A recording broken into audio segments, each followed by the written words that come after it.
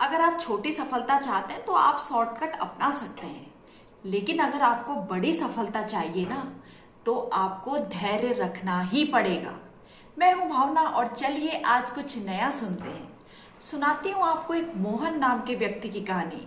मोहन नाम का व्यक्ति अपने परेशानियों से बहुत ज्यादा परेशान हो चुका था और एक दिन उसने सोच लिया कि मुझे अब आत्महत्या ही करनी है, क्योंकि मैं अपने घर की जरूरतें पूरी नहीं कर पा रहा हूँ, अपने बच्चों को, अपनी पत्नी को वो आराम नहीं दे पा रहा हूँ जिसके वो हकदार हैं। और ये सब सोचकर वो एक नदी के किनारे आत्महत्या करने पहुंच गया और उस नदी में वो कूद गया आत्महत्या करने के लिए। दूर से उसको एक बाबा जी देख रहे थे, वो भागे भागे आए और वो भी उसके पीछे नदी में कूद गए उसको बचाने के लिए। उनको तैरना आता था और उन्होंने काफी मुश्किलों को पार करके उसको, मोहन को बचा लिया और बाबा जी मोहन को अपने घर ले आए। कुछ घंटों के बाद जब मोहन को होश आया तो बाबा ने पूछा कि तुम्हें क्या परेशानी थी जिसके कारण तुमने आत्महत्या की। तो मोहन ने सारा कारण बता दिया अपने आत्महत्या करने का। तो बाबा जी ने कहा, मेरे पास ऐसा उपाय है जिससे तुम धन दौलत प्राप्त कर सकते हो, लेकिन एक शर्त है, तुम्हें 2 साल तक मेरी सेवा करनी पड़ेगी। तो मोहन ने पूछा, हाँ मैं सेवा करने के लिए तैयार हूं। तो बाबा जी ने कहा, मेरे पास एक घड़ा है, ये घड़े में मुंह डाल के जो तुम बोलोगे वही तुम्हें मिलेगा। अगर तुमने मकान मांगा, धन मांगा, कुछ भी मांगा तो सब कुछ तुम्हें मिलेगा, लेकिन 2 साल तक तुम्हें मेरी सेवा करनी होगी। और अगर 5 साल तक तुम मेरी सेवा करोगे तो मैं तुम्हें ये घड़े कैसे बनाए जाते हैं इसका उपाय भी बता दूंगा। तो मोहन ने सोचा 5 साल कौन सेवा करेगा, 2 साल में सेवा करने के लिए तैयार हूं। तो मोहन 2 साल सेवा करने के लिए तैयार हो गया और मन लगाकर उसने बाबा जी की सेवा की। और धीरे धीरे सेवा करते करते मोहन को 2 साल पूरे हो गए। जब मोहन को 2 साल पूरे हुए तो उसने बाबा जी से कहा कि मेरे सेवा करते हुए 2 साल पूरे हो चुके हैं।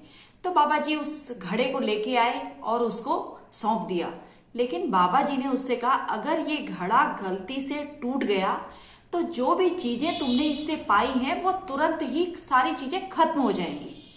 तो मोहन ने कहा, ठीक है बाबा जी, मैं इसको अपनी जान से भी ज्यादा संभाल कर रखूंगा, इस घड़े को बहुत ध्यान रखूंगा, इसको कभी भी नहीं टूटने दूंगा। तो वो बाबा जी से विदा लेकर चला गया अपने घर और बहुत खुश हो गया। उसने अपने घर में बीवी को, बच्चों को बताया कि मैं एक ऐसा ऐसा घड़ा लाया हूं और इससे मुझे सब कुछ मिल सकता है।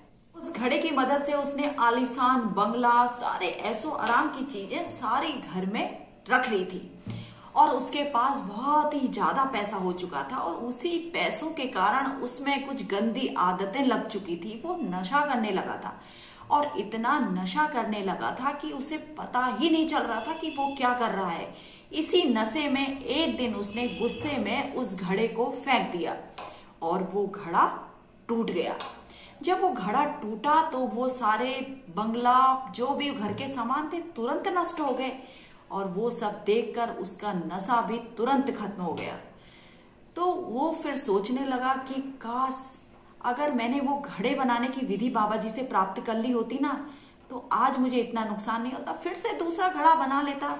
लेकिन क्यों, मोहन को तो जल्दी थी ना, बहुत जल्दी थी। मोहन ने सोचा मैं 2 साल में सब कुछ प्राप्त कर लूंगा। और मोहन को ये सोच सोचकर बहुत पश्चाताप हो रहा था कि काश मैंने 5 साल गुरुजी की, बाबा जी की सेवा कर ली होती तो मैं वो घड़ा बनाना जान जाता और मुझे कोई परेशानी नहीं होती।